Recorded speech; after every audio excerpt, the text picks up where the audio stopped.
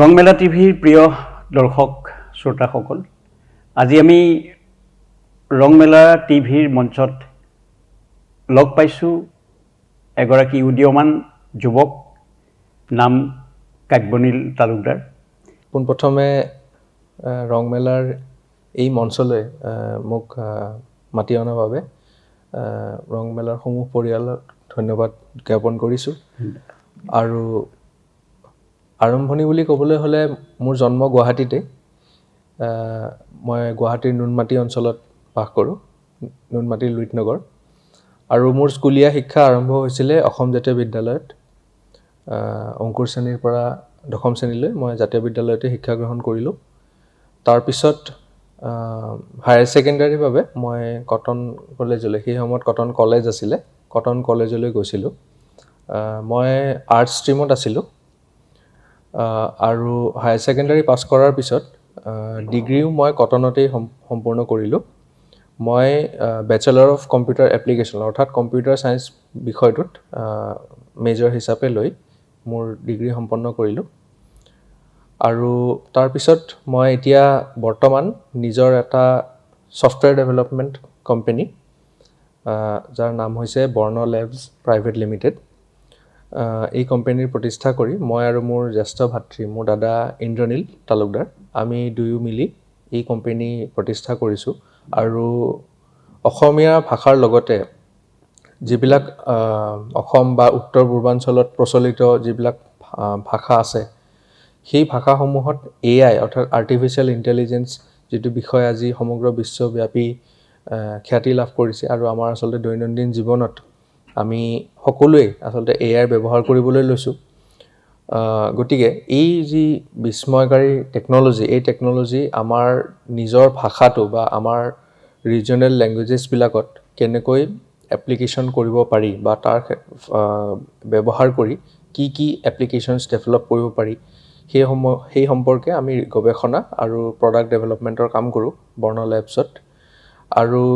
এই কোম্পানীৰে প্ৰথম আমাৰ প্ৰডাক্ট হৈছে আখৰ AI।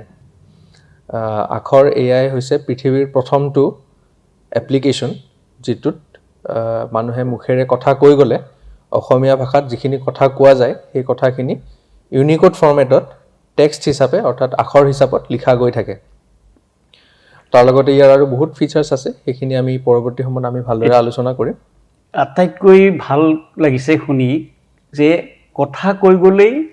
সেই কথাখিনি টাইপ হৈ যায়, হয়, লিপিবদ্ধ হয়। সেইটো মোবাইলত হয় নে ডেস্কটপতো হয়? আখৰ AI 3টা প্লেটফৰ্মত উপলব্ধ আছে। আমাৰ ডেস্কটপ এপ্লিকেশ্যনো আছে, উইণ্ড'জ কম্পিউটাৰ আৰু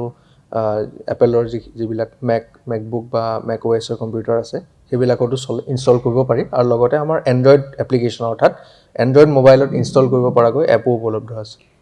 এজন অসমীয়া মাধ্যমৰ অসম জাতীয় বিদ্যালয়ত অধ্যয়ন কৰি ছাত্ৰ কাব্যনীল তালুকদাৰে পঢ়া শুনা কৰি কটন কলেজৰ পৰা আৰ্টছত কলা বিভাগত স্নাতক ডিগ্ৰী লৈ নিজাকৈ এটা ছফ্টৱেৰ ডেভেলপমেণ্ট চেণ্টাৰ আৰম্ভ কৰিছে। মানে তেওঁলোকৰ এইটো হ'ল skill development private limited startup হয়। আৰু তেওঁক সহযোগ কৰিছে তেওঁৰ নিজৰ দাদাক ইন্দ্ৰনীল তালুকদাৰে। এইটোতকৈ গৌৰৱৰ কথা একো নাই। আখৰ AI, এতিয়া যিহেতু আমি AI যুগত ভৰি দিছোঁ, গতিকে এতিয়াই দুজন অসমীয়া যুৱকে আৰ্টিফিচিয়েল ইণ্টেলিজেঞ্চৰ লগত ফেৰ মাৰিব পৰাকৈ কেনেকৈ আখৰ AI পদ্ধতিটো হাতত ল'লে বা ইয়াৰ পৰা তেওঁলোক কেনেদৰে উপকৃত হৈছে, আমালৈ অসমলৈ এই AI আখৰ AI কি অৱদান আগবঢ়াইছে সেই বিষয়ে অকণমান জানিব বিচাৰিছোঁ। নিশ্চয়। আচলতে এই আখৰ AI প্ৰকল্পটো আৰম্ভ হোৱাৰ আঁৰৰ কাহিনীটো মই অকণমান কৈ দিব বিচাৰিছোঁ যে কেনেকৈ আমাৰ চিন্তাটো মনত আহিলে। এইটো প্ৰায় 2019 চনৰ কথা। সেই সময়ত আৰ্টিফিচিয়েল ইণ্টেলিজেঞ্চ টেকন'লজিটো লাহে লাহে ডেভেলপ হ'বলৈ আৰম্ভ কৰিছিলে। আৰু যিহেতু আমি প্ৰায় 2015-16 চন মানৰ পৰাই মই আৰু মোৰ দাদাই মানে টেকন'লজিৰ ক্ষেত্ৰত programming, computer programming, designing, website development, এইবিলাক বস্তু আমি শিকিবলৈ লৈছিলোঁ, আৰম্ভ কৰিছিলোঁ। সেই সময়তে যেতিয়া AIৰ কনচেপ্টটো আমি প্ৰথমবাৰৰ বাবে পালোঁ, 2019 চনৰ কথা এইটো, তেতিয়া আমি লক্ষ্য কৰিলোঁ যে আৰ্টিফিচিয়েল ইণ্টেলিজেন্সটো ইংৰাজী বা অন্যান্য যিবিলাক বেছিকৈ প্ৰচলিত ভাষা পৃথিৱীত সেই ভাষাবিলাকত যিমান পাৰদৰ্শী আমাৰ যিবিলাক নিজৰ ভাষা আছে যাৰ ব্যৱহাৰটো হয়তো কিছু কম সেই ভাষাবিলাকত সিমান তাৰ পাৰদৰ্শিতা নাই গতিকে আমি ভাবিলোঁ যে এই টেকন'লজিটো শিকি আমাৰ ভাষাৰ কাৰণে কি কৰিব পৰা যায় সেই বিষয়ে চিন্তা চৰ্চা আৰম্ভ কৰিলোঁ যাতে আমাৰ থলুৱা মানুহখিনিও এই ভাষাটোৰ ব্যৱহাৰ কৰি AI টেকন'লজিটোৰ জৰিয়তে নিজৰ কামবিলাক সুকলমে কৰিব পাৰে বা সহজতে কৰিব পাৰে এই প্ৰচেষ্টাটো তোমালোকে ইতিমধ্যেতো ৱৰ্ল্ডত প্ৰতিষ্ঠিত হৈ গৈছে ন ইউনিকোডত হয় অসমীয়া ভাষাৰ ক্ষেত্ৰত ইউনিকোডৰ যিটো সমস্যা সেইটো এটা আচলতে এটা বহুত ডাঙৰ সমস্যা ক'বলৈ গ'লে ইউনিকোড হৈছে এটা ফৰ্মেট বা ইউনিভাৰ্চেলি ছাপৰ্টেড এটা ফৰ্মেট যাৰ ব্যৱহাৰ এতিয়া বিশ্বৰ যিমান মোবাইল ফোন বা লেপটপ কম্পিউটাৰ যিমান ইলেক্ট্ৰনিক ডিভাইচেছ আছে সকলোতেই বৰ্তমান ইউনিকোড ফৰ্মেটত টেক্সটৰ ৰেণ্ডাৰিং হয় কিন্তু আমাৰ ভাষাটোত যিটো ফণ্ট বা যিবিলাক ছফ্টৱেৰ ব্যৱহাৰ কৰি আমাৰ ভাষাটো কম্পিউটাৰত লিখা যায় লিপিবদ্ধ কৰা হয় সেই ফৰ্মেটটো নন ইউনিকোড ফৰ্মেট অৰ্থাৎ ইউনিকোডৰ লগত তাৰ ছাপৰ্ট নাই সেইকাৰণে আমাৰ ভাষাটোত আজিলৈ যিমানবিলাক কিতাপ পত্ৰ নথি পত্ৰ আলোচনী বা অনলাইন কণ্টেণ্ট জেনেৰেট হৈছে বা লিখা হৈছে সেই আটাইবিলাক হৈছে নন ইউনিকোড ফৰ্মেটত সেইকাৰণে আমি যিবিলাক সাধাৰণ আমাৰ জীৱনত যিবিলাক সাৰ্চ ইঞ্জিনছ আমি ব্যৱহাৰ কৰোঁ তথ্য বিচাৰিবৰ বাবে যেনেকৈ গুগল হওক বা মাইক্ৰ'ছফ্টৰ বিং সাৰ্চ ইঞ্জিন সেইবিলাকত আমাৰ ভাষাটোৱে প্ৰাধান্য পোৱা নাই কাৰণ আমাৰ যিখিনি তথ্য উপলব্ধ আছে আমাৰ ভাষাটোত সেইবিলাক গোটেইখিনি নন ইউনিকোড ফৰ্মেটত আছে যিটো গুগল বা বিং সাৰ্চ ইঞ্জিনে পঢ়িব নোৱাৰে গতিকে আচলতে আমি আজিৰ দিনত 2026ৰ এই সময়ত যদি আমি নন ইউনিকোড ফৰ্মেটত আমি যদি কিবা হ'লেও কাম কৰিছোঁ আচলতে এইটো আমাৰ ভাষাটোৰ প্ৰতি এটা অনিষ্ট কৰা নিচিনা হৈছে সেইকাৰণে ভাষাটো আগুৱাই নিবলৈ হ'লে ডিজিটেল মাধ্যমত আমি যাবই লাগিব প্ৰথম কথা আৰু দ্বিতীয় কথা আমি ইউনিকোড ফৰ্মেটলৈ যাব লাগিব গতিকে 2019 চনৰ মানত আমি যে AI আৰম্ভ কৰিলোঁ শিকা তাৰপিছত মোৰ দাদাই সেই সময়ত কিছুমান আৰ্টিকল লিখিবলৈ ল'লে টেকন'লজিৰ ওপৰত বা টেকন'লজি ব্যৱহাৰ কৰি কেনেকৈ স্বাৱলম্বী হ'ব পাৰি এনেকুৱা ধৰণৰ আৰ্টিকল কিছুমান লিখিবলৈ ল'লে সেই সময়ত সি যিবিলাক কীবৰ্ড ব্যৱহাৰ কৰিছিলে টাইপিং কৰিবৰ কাৰণে সেই কীবৰ্ডবিলাক যথেষ্ট টান আছিলে এজন সাধাৰণ মানুহৰ কাৰণে অসমীয়া কম্পিউটাৰত লিখিবৰ বাবে তেতিয়া আমি ভাবিলোঁ যে এনেকুৱা এখন কীবৰ্ড AI ব্যৱহাৰ কৰি বনাব পাৰি নেকি য'ত মানুহে DTP নিশিকাকৈ ইংৰাজী কীবৰ্ডখনত লিখি গ'লেই অসমীয়াত লিখা গৈ থাকিব কম্পিউটাৰত আৰু সম্পূৰ্ণ ইউনিকোড পদ্ধতিত লিখা গৈ থাকিব তেতিয়াই আমাৰ আচলতে আখৰ AI প্ৰজেক্টটোৰ আৰম্ভণি হ'ল আৰু আমি প্ৰায় 2022 চন মানৰ পৰা আজিলৈ আমি সম্পূৰ্ণ ৰূপে এই প্ৰজেক্টটোত আমি ব্যস্ত হৈ আছোঁ প্ৰথমতে আমি সেই কীবৰ্ডখনেৰে আৰম্ভ কৰিলোঁ তাৰপিছত যেতিয়া আমি আমাৰ যিবিলাক ব্যৱহাৰকাৰী আছে তেওঁলোকক আমি লাহে লাহে কীবৰ্ডখন ব্যৱহাৰ কৰিবলৈ দিলোঁ তেতিয়া তেওঁলোকৰ বহুতে আমাক বিভিন্ন ধৰণৰ ফিচাৰ্ছৰ ৰিকুৱেষ্ট কৰিলে যে কেনেকৈ তাক আৰু ভাল কৰিব পৰা যায় তেতিয়া বহুতে ক'লে যে আজিকালি মানুহৰ লিখা মেলা কৰিবলৈ সময় খুব কম থাকে অৰ্থাৎ কেতিয়াবা এনেকুৱাও মানুহক লগা হয় যে গাড়ীত গৈ থাকোঁতে মোবাইলটো অন কৰি যদি কিবা এটা কৈ গ'লে সি লিখি যায় এটা আৰ্টিকল আমি গাড়ী চলাই থকা সময়তেও লিখিব পাৰোঁ সেনেকুৱা ধৰণৰ সময়ৰ আচলতে আহ্বান এইবিলাক গতিকে আমাক বহুতে তেনেকুৱা ৰিকুৱেষ্ট কৰিলে যে ভইচ টাইপিং অৰ্থাৎ অসমীয়া ভাষাত কথা কৈ গ'লেই যাতে লিপিবদ্ধ হৈ যায় এনেকুৱাও কিবা বনাব পৰা যায় নেকি তেনেকৈ আৰম্ভ হ'ল আমাৰ আচলতে আখৰ AI যিটো voice typing feature AI technology ব্যৱহাৰ কৰি তাৰ ৰিচাৰ্চ আমি আৰম্ভ কৰিলোঁ মানুহৰ পৰা সেই ৰিকুৱেষ্টটো পাই আৰু যোৱা বছৰ আমি এই টেকন'লজিটো আমাৰ এপৰ মাধ্যমেৰে আমি মুকলি কৰিলোঁ ৰাইজৰ বাবে ইয়াতকৈ গৌৰৱৰ কথা একো নাই আমাৰ অসমীয়া দুজন যুৱকে এই কামটো কৰিছে এতিয়া এটা সময়ত অসমীয়া ভাষাটো আমাৰ নেগলেক্টেড আছিলে কোনেও চিনি নাপাইছিলে বুজি নাপাইছিলে অসমীয়া ভাষাটো এতিয়া আখৰ AI যোগেদি নিশ্চয় গোটেই ৱৰ্ল্ডতে এই কথাটো প্ৰচাৰ হৈ গৈছে আৰু তোমালোকে কষ্ট কৰি সংগ্ৰাম কৰি এই আখৰ AI যোগেদি অসমীয়া ভাষাত কথা কৈ যোৱাৰ লগে লগে মোবাইল বা ডেস্কটপত টাইপিং হৈ যোৱাটোতকৈ গৌৰৱৰ কথা একো নাই আমি সকলোৱে মাত্ৰ পঢ়িব লাগে পঢ়ি গ'লে কথাখিনি কৈ যাব লাগে সেইখিনি টাইপ হৈ কিতাপ আকাৰত ওলাই যাব কথাটো সেইটোৱে নহয় গতিকে সেইখিনিৰ অন্তৰালত যিখিনি কথা গম পালোঁ তোমালোকৰ সংগ্ৰাম অপৰিসীম চেষ্টা কষ্ট হয় নহয় দুয়োজনৰ এটা মানসিক সংগ্ৰাম মানে যিটো স্থিতি দৃঢ় স্থিতিলৈ কামটোত আগবাঢ়িলে সেইটো আমাৰ কাৰণে গৌৰৱ অসমৰ কাৰণে গৌৰৱ ভাৰতবৰ্ষৰ কাৰণে গৌৰৱ আৰু কাব্যনীল ইয়াৰ মাজতে আৰু কিবা আমি নজনা কথা মই সুধিব নজনা কথা কিবা থাকি গৈছে নেকি বা জানিবৰ কাৰণে আনে আখৰ এআই এপ্লিকেশ্যনটো আমাৰ ৱেবছাইট akhor.in তাত গৈ পেলাই লগ ইন কৰি ব্যৱহাৰ কৰিব পাৰে তাৰ লগতে আমাৰ মোবাইল এপ্লিকেশ্যনো উপলব্ধ আছে অৰ্থাৎ আমাৰ সকলোৰে হাতে হাতে এণ্ড্ৰইড ফোন আছে তাত যিটো গুগল প্লে ষ্ট'ৰ বুলি এপ থাকে সেই এপটো খুলি তাত আমি আখৰ এআই চাৰ্চ কৰিলে আমাৰ এপ্লিকেশ্যনটো মোবাইল ফোনলৈ ডাউনলোড কৰিব পাৰিব আৰু ডাউনলোড কৰি তাত নিজৰ ইমেইল আইডিৰে লগ ইন কৰি পেলাই আমাৰ এপ্লিকেশ্যনটো ব্যৱহাৰ কৰিব পৰা যায় এই এপ্লিকেশ্যনটো 7 দিনৰ বাবে সম্পূৰ্ণৰূপে বিনামূলীয়াকৈ ব্যৱহাৰ কৰিব পাৰি আৰু তাৰ পিছত আমাৰ ইউজাৰৰ ৰিকুৱাৰমেণ্ট অনুযায়ী লাইসেন্স ক্ৰয় কৰি পেলাই আমাৰ এপ্লিকেশ্যনটো ব্যৱহাৰ কৰিব পাৰে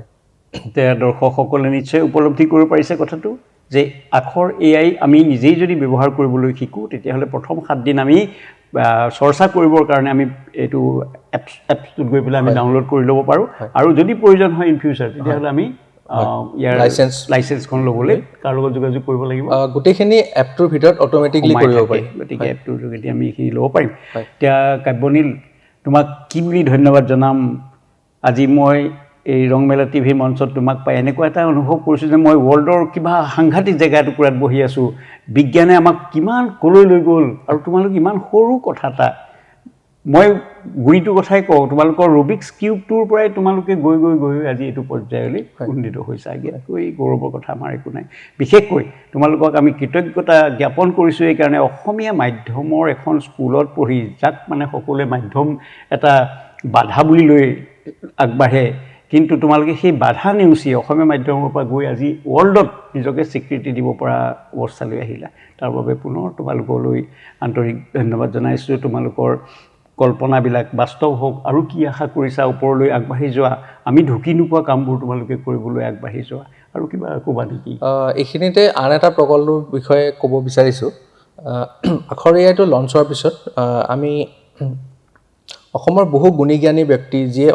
এনেকুৱা নিজৰ ভাষাটোৰ বাবে কাম কৰিবলৈ চেষ্টা কৰি আছে বহু ব্যক্তিক আমি আচলতে লগ পাইছিলোঁ তাৰ ভিতৰত এগৰাকী অন্যতম হ'ল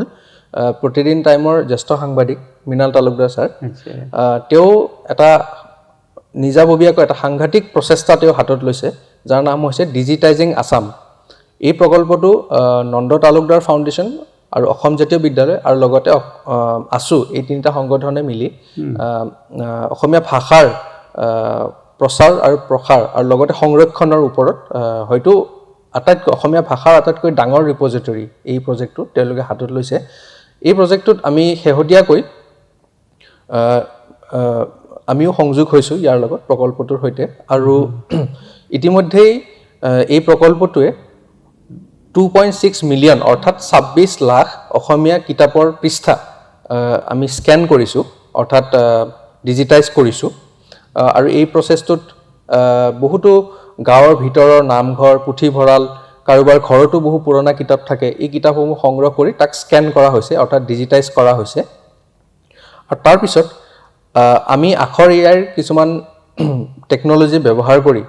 এই কিতাপবিলাকত যিবিলাক কথা লিখা আছে এই কথাবিলাক আমি ইউনিকোড ফৰ্মেটলৈ কনভাৰ্ট কৰি আছোঁ আৰু এই প্ৰকল্পটোৰ আৰম্ভণি হ'ব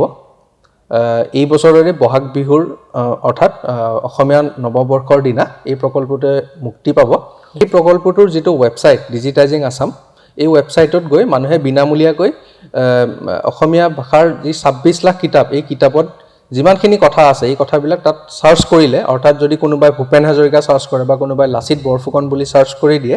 সেই নামটো থকা যিকেইখন পৃষ্ঠাত সেই নামটো উল্লেখ আছে সেই আটাইবোৰ পৃষ্ঠা সাৰ্চ ৰিজাল্ট হিচাপে ওলাই আহিব আৰু মানুহে ছেকেণ্ডৰ ভিতৰতে সেই আটাইবোৰ পৃষ্ঠা নিজৰ সন্মুখত দাঙি ধৰিব আৰু তেওঁ অধ্যয়ন কৰিব পাৰিব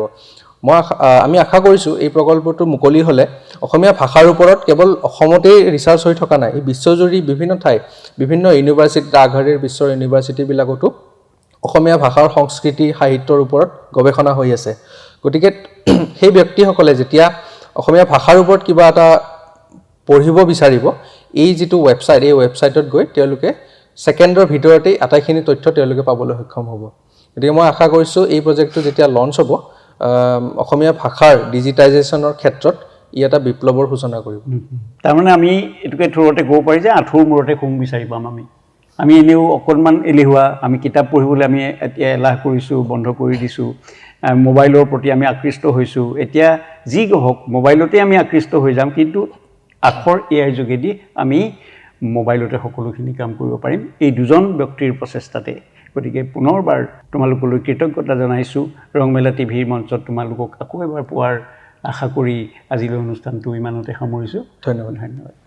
পৰৱৰ্তী খণ্ডৰ বাবে চাই থাকক ৰংমেলা টিভি। ধন্যবাদ।